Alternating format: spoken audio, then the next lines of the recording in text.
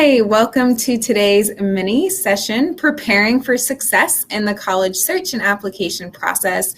We are so excited to have you here today to provide you with some quick tips about how you can navigate this process. We understand that the college search and application process can bring about a host of emotions, whether you're excited, nervous, anxious, maybe a little bit overwhelmed. So today we're really hoping that we can provide you with some tips and tricks about how to feel better about this process, but also be successful as you're navigating the search and application journey. So we're going to start with some quick introductions so you can get to know us a little bit better. So first, my name is Ellie Via Wilson, and I'm an Assistant Director of Undergraduate Admission at Suffolk University. And I'm going to pass it along to my colleague. Hi everyone, my name is Olivia Harris. I am an undergraduate admission counselor here at Suffolk University. I work with applicants from Florida, Central Massachusetts, Hawaii, Alaska, and the Pacific Northwest. Awesome. And we're going to go ahead and jump right into our presentation. So the first thing we really want to talk about today is research throughout this process and how to kind of organize all the information that you're getting, whether you are doing research on your own through the web, maybe you're going to college fairs at your high school, maybe college reps are coming to your school to visit throughout the day, or maybe you're even going on campus visits and visiting different schools that you're interested in. So being organized throughout this process is really going to set you up for success. I think as you're trying to navigate all these pieces of information, it can feel very overwhelming, which is why it's good to have a plan in place about how and where to compile all the information. So some kind of tips and suggestions for how to navigate this part of the search process is to create either a Microsoft Excel or Word document, or it can even be, if you have a Google Drive document, where you're kind of keeping all of your notes as you're going through this process. Somewhere where you can type everything up, keep it very nice, neat, and clean and organized. That way, if you're going into a meeting with your school guidance counselor or your parents or guardians want to talk to you about your college list, everything is kind of in one place and organized. We also suggest after you attend a campus visit or a college fair or a rep visit, to type up your notes. This is actually a really good way and method to help you remember what you're learning. When I was in college, I would take notes by hand in class, and then I would go home and type them up. And that would also help me to kind of remember what I was learning throughout the day and kind of distinguish between my different classes. So the same in terms of this process. After you go on a visit or you're at a school checking it out, type up those notes, because oftentimes when you're visiting different schools, or learning about different schools, sometimes the information can kind of blend together. So it's really a good idea to kind of keep those notes fresh in your mind and type them up as soon as you get done with your visit or event. So this is an example of just a way to kind of organize your notes. Personally, I'm a very graphic visual learner, so charts and things work really well for me. That might not work for you, but these are just some kind of ideas of how you can organize your notes and the various aspects of different colleges and universities you're looking at, so that when you do go into those meetings with your guidance counselor or your family members, you're able to kind of narrow down and focus on what schools you're really enjoying and maybe what schools you want to remove from your list. So this is just one way that you can, or one option for kind of organizing those notes as you're visiting schools and learning more and doing research throughout this process. Another way that can help you be successful in the college search and application process is thinking about what questions to ask. I know this might sound like a very duh kind of thing, but I know in working with high school students don't always know what to ask, especially when they are going on a visit or coming up to a college rep at a college fair or visit. So having an idea of what questions to ask and brainstorming some questions can help you really think ahead and also make the best of your time when you were visiting schools and interacting with college reps. So just to kind of give some examples, I've broken this down into two sections. First, questions to ask the tour guide or the current student that you're interacting with at the school that you're interested in. Tour guides can be a really great resource to get a better feel of what a school is like from the student perspective. So any questions related to, why did the student pick that college or university, or, what the transition was like from high school to that particular college or university. Asking questions about what that student does during their free time and how they got involved on campus. What types of activities or things do they enjoy? Anything that can really help you get a better understanding, a better picture of what that institution is like as a student, and different ways for you to really get involved. That will help you picture yourself at that particular institution. And then second, thinking about questions to ask admissions representatives. At the colleges that you are interested in, there should be an admissions counselor or admission representative assigned to your particular area. And you might interact with this representative in many ways. It might be through email, phone calls, college fairs that your high school might put on, or even rep visits.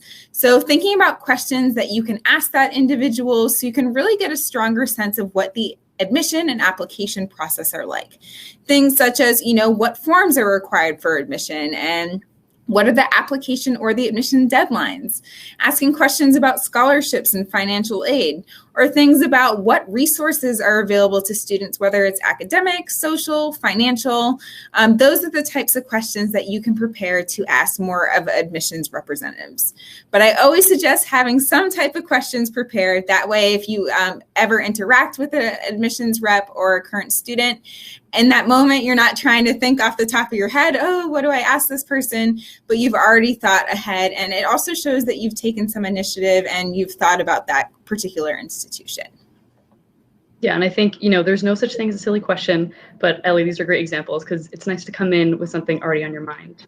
And really to emphasize what Ellie is saying with, the questions targeted to the different people you might interact with during the college process.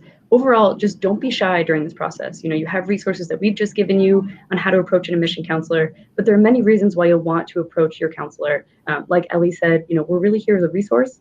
Of course, we are the individuals who read your application. We ultimately make those decisions on your admission, but really we're here through the process to be the direct source for any questions you have. So for example, let's say you're applying to Suffolk University and you cannot remember, for the life of you, if we're test optional or not.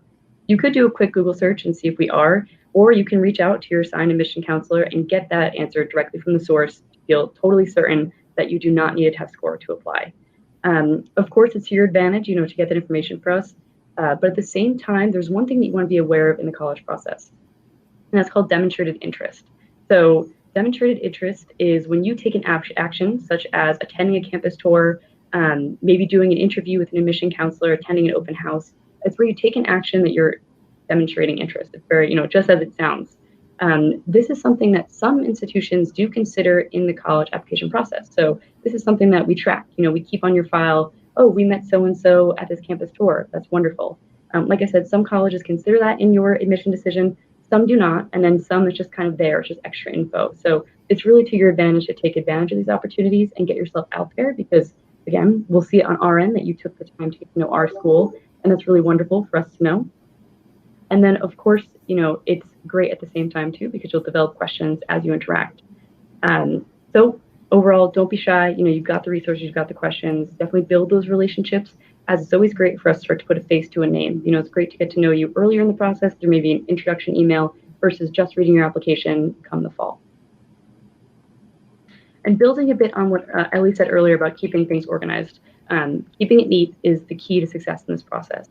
So the biggest thing, like Ellie said, keeping all your research organized is one thing, but another element that you want to keep structured is the communication you have with colleges. It's no surprise, I think we all know colleges send lots of emails. You're probably already getting them before you've even started this whole process of applying. And those emails will just keep coming. So one thing that we often recommend students to consider is creating a separate email address that's just your college email. So this is a nice space that, you're not getting, emails from your high school teachers, you're not getting ads from your favorite companies mixed in with college emails. Instead, the address is entirely dedicated to college communication. If, that's not what you're looking for, you're not planning on doing that, we also recommend maybe just creating a folder within your current email so you can put all those emails, streamlined into one place to really be able to review them.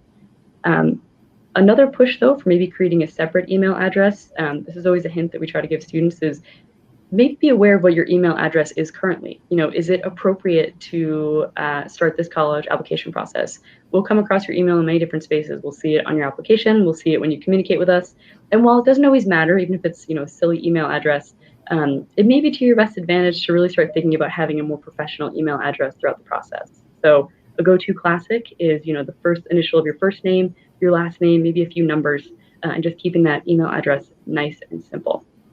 And then finally, just to expand on this whole professionalism, this process is a lot of first impressions, right? So, you're applying to a college, you want to attend that college, you definitely want to keep things, you want to make a good impression all throughout the process. So that impression could be from an email that you send to us. There's always a time and a place for communication styles, right? So if I send you an email looking for, maybe I'm letting you know that we're missing a letter of recommendation, you can send a response, and that response will very likely look different than a text message you send a friend. So just make sure that you're communicating in a way that matches the tone and the environment of the admission counselor that you're communicating with. This goes for phone calls too, even text messages. Just make sure that when you're reaching out, you're including your first name, last name, identifying information, and just speaking to the environment that the college that you're reaching out to is in. So keeping it professional, keeping it clean, keeping it neat. So that is all of our insider tips for you here today. We try to keep it nice and short, give you the most, the biggest highlights that Ellie and I always recommend. But if you have any questions about any of the content that we talked about in this presentation, always feel free to reach out. I mean, this is good practice, right? You'd be sending your first email to an admission office, and we're happy to give you, any additional information, like I said, or any advice that you might be looking for. And then, of course, if you're interested in Suffolk University, we are always happy to talk about our college. We have on-campus tours, plenty of opportunities to get to know us, and we're happy to help connect you with that. So, thank you for taking some time today for, to review some of these quick tips. And if anything comes up, always feel free to be in touch.